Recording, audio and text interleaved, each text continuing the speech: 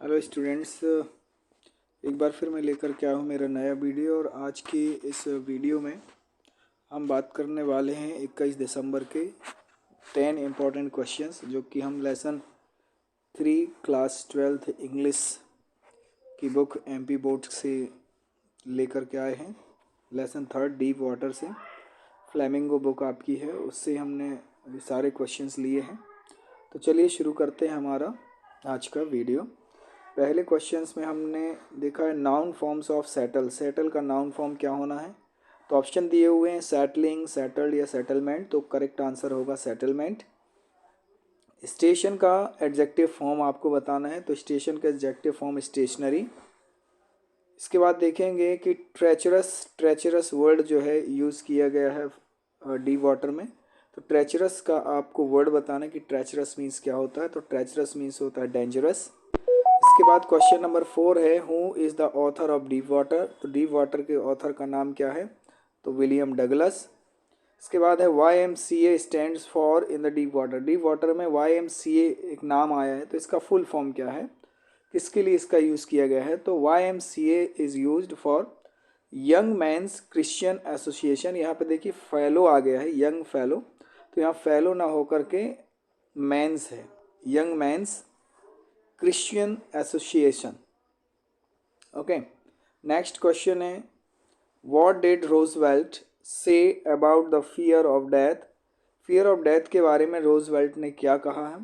तो Roosevelt said all we have to fear is fear itself. ये इनकी line है रोजवेल्ट की, all we have to fear is fear itself. Okay, it means that there is terror only in fear of death, while in death there is peace. It can appreciated by only those who have known stark terror and conquered it. इस तरह से ये हमारे पहले question का important answer है। इसका ध्यान रखिएगा, यदि हमें इसके क्वेश्चंस अगर थोड़ा डिफ़िकल्ट या फिर लॉन्ग लग रहे हो, लेंदी लग रहे हो, तो आपके पास जो भी गाइड वगैरह हो, परीक्षा अध्ययन यज्ञबोध या फिर अन्य कोई सामग्री ऐसी है जिससे आप अध्ययन कर रहे हैं, या आपके स्कूल में टीचर्स ने जो इसका आंसर्स लिखाया हो यदि शॉर्ट में है, तो आप उसी आंसर्स को याद कर सकते हैं। इसमें कोई बाउंडेशन नहीं है, बट कंडीशन ये है कि आपको ये इंपॉर्टेंट क्वेश्चंस के आंसर्स याद होना चाहिए। ठीक है, अगला प्रश्न हम देख लेते हैं what terror did Douglas in his heart and how. Okay, so Douglas had the fear of water in his heart from the beginning, यानी शुरुआत से ही डगलस के दिल में पानी के प्रति डर था। when he was 3 or 4 years old, जब वह 3 या 4 साल का था, he went to the beach in California with his father. वह अपने पिता के साथ जब वह बीच पर गया और वहाँ पे उसके साथ एक इंसिडेंट हो गया था जिसके कारण से वह जो है पानी से डरने लगा। He stood with his father in the surf and the waves knocked him down and swept over him and he was buried in water and his breath. इस तरह से जो है ये क्वेश्चन का आंसर है। आगे हम देख लेते हैं इसका और आंसर। तो इम्पॉर्टेंट इसमें चीज़ क्या है कि डर क्या था और कैसे वो डर था। तो हम इसका आंसर इतना ही लिख सकते हैं कि the Douglas had fear of water in his heart from the beginning. When he was 3 or 4 years old he went to the beach California with his father. he stood this। और ये इस तरह से यहाँ तक हम आंसर इसका note कर सकते हैं।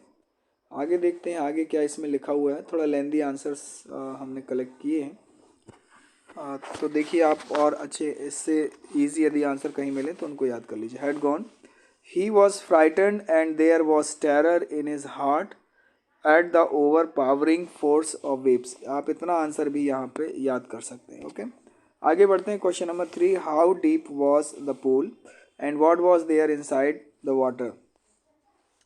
ये जो पूल है YMCA पूल, वो कितना गहरा था और उसके अंदर वाटर के अंदर क्या था? तो the pool was 2 or 3 feet deep at the सॉलो and while it was 9 feet deep at the other hand. The drop was gradual. There was nothing but water and water which had dirty yellow things inside the pool. इस तरह से ये answers complete होते हैं. अब हम बात करते हैं क्वेश्चन नंबर 3 में. दो ऐसे इंपॉर्टेंट क्वेश्चन जो कि 3 मार्क्स के आते हैं, जिसमें पहला क्वेश्चन है कि what did Douglas do inside the water to save his life. यानी डगलस ने स्विमिंग पूल के अंदर जब वह डूबने लगा तो उसने क्या किया अपने आप को बचाने के लिए.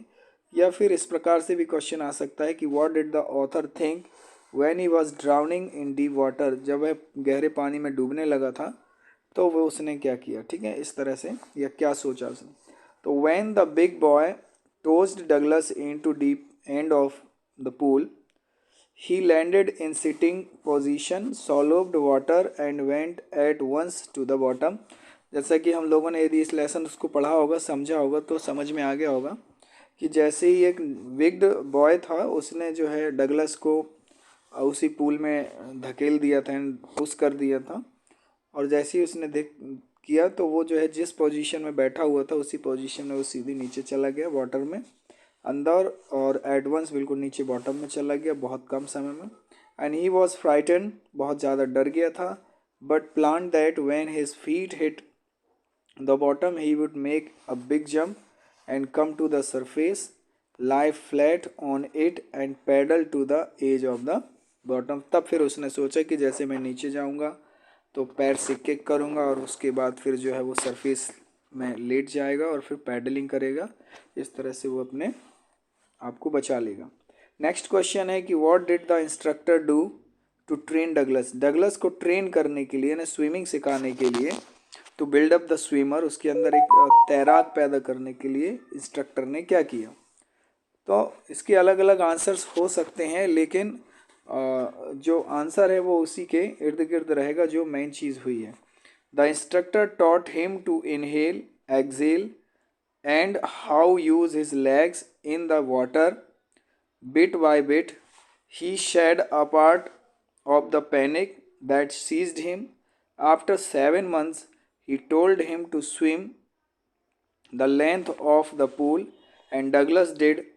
The instructor was finished. और इस तरह से जो है ये वाला आंसर आपको यहाँ से यहाँ तक नोट कर लेंगे, याद कर लेंगे तो that will be better. Okay, और ऊपर देखते हैं इधर पे क्या लिखा हुआ है. तो Douglas used every way he knew overcome his fear but it held him firmly in its grip. Finally he decided to get an instructor and learn to swim. इसमें ये बताया गया कि डगलस ने अपने हिसाब से पूरा प्रयास किया कि वह कैसे अपने पानी के डर को ख़त्म करे, और फिर उसके बाद जो उसने फाइनली ये डिसाइड किया कि उसे कोई एक इंस्ट्रक्टर यानी किसी टीचर की आवश्यकता है जो उसे स्विमिंग सिखाए.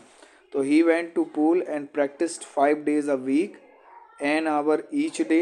यानी 5 दिन तक जो है 1-1 घंटे उस प्रयास किया है. The instructor built swimmer out of him piece by piece. और धीरे धीरे जो इंस्ट्रक्टर ने उसको तैयार किया. ये सारी चीज़ें. ओके, चलिए हम बढ़ते हैं आगे. अगला प्रश्न क्या है देखते हैं. तो नेक्स्ट क्वेश्चन है हमारा यहाँ पे, देखेंगे आप कि 4th क्वेश्चन है सेक्शन बी से, जिसमें आपको क्या करना है. Your father has been transferred to another city, you want to sell certain household goods, design a suitable advertisement to be published in local newspaper. अब आप समझ रहे होंगे कि you want to sell something है ना, तो आपको कुछ बेचना है. तो यही वाला हमने जो है कल भी किया था, यानी लास्ट डे हमने सेम यही क्वेश्चन किया था. बस उसमें ये था कि आप अब्रॉड जा रहे हैं, यू आर गोइंग अब्रॉड, और इसमें लिखा your father has been going to has been transfer to another city. Okay, तो इस तरह से आपको इसको करना है. तो अब बनेगा वैसे ही जैसे हमने कल बनाया था. तो इस तरह से भी आप बना सकते हैं, ये लिखा हुआ है. अदरवाइज़ आप जो है इस तरह से आप बनाएंगे. ये देखिए, ये हमने एक पिक्चर लिया हुआ है, इसको आप ध्यान से देख सकते हैं. सेम क्वेश्चन ऊपर लिखा हुआ है और आंसर हमको इस तरह से बॉक्स बनाना है और यहाँ पे लिखना है फॉर सेल, जैसे कल हमने किया था. 2-3 चीज़ें जो हम बेचना चाहते हैं उन चीज़ों का नाम लिखेंगे। जैसे नंबर 1 पे हमने लिख दिया वॉशिंग मशीन, नंबर 2 पे हमने लिख दिया रेफ्रिजरेटर। और भी चीज़ें हम बेच सकते हैं जो भी हमको बेचना हो, उसकी कंपनी का नाम, उसका मॉडल का नाम, उसका कलर, उसकी कंडीशंस, ये सब लिख देंगे हम। ऐसे इसमें भी लिखा हुआ रेफ्रिजरेटर, उसकी क्षमता, उसका मॉडल का नाम, उसकी कलर कैपेसिटी क्या है, और कंडीशन सबकी अच्छी रहेगी, गुड कंडीशन। ऑनर ट्रांसफर्ड लिख दिया हमने, उसमें क्या लिखा था, owner shifting to another city या अनदर कंट्री, इसमें हमने क्या लिखा, owner transferred. Okay, contact number लिख दिया। इस तरह से ये जो है हमारा क्या बन गया, फॉर सेल का एडवर्टीजमेंट बन गया। आप उस तरह से भी कर सकते हैं जिस तरह से हमने कल आपको सिखाया था। उम्मीद है दोस्तों आपको ये वीडियो अच्छा लगा होगा और ये निश्चित ही आपके MP बोर्ड क्लास 12 इंग्लिश के एग्ज़ाम को बेहतर नंबर से क्वालिफाई करने के लिए आपकी मदद करेगा। आपसे उम्मीद है कि आपने जैसे ये वीडियो देखा होगा निश्चित रूप से आपने सब्सक्राइब कर लिया होगा चैनल को। अगर अभी तक आपने हमारे चैनल को सब्सक्राइब नहीं किया है तो अभी तुरंत सब्सक्राइब करें, बेल आइकन ज़रूर दबा लें ताकि हमारी आने वाली वीडियोस जो है आपको मिलती रहें। Thank you so much. ज़्यादा से ज़्यादा शेयर ज़रूर करिए ताकि मुझे भी प्रोत्साहन मिलता रहे, ताकि मैं अगला वीडियो फिर जल्दी लेकर के आऊँ। Thank you so much, bye bye.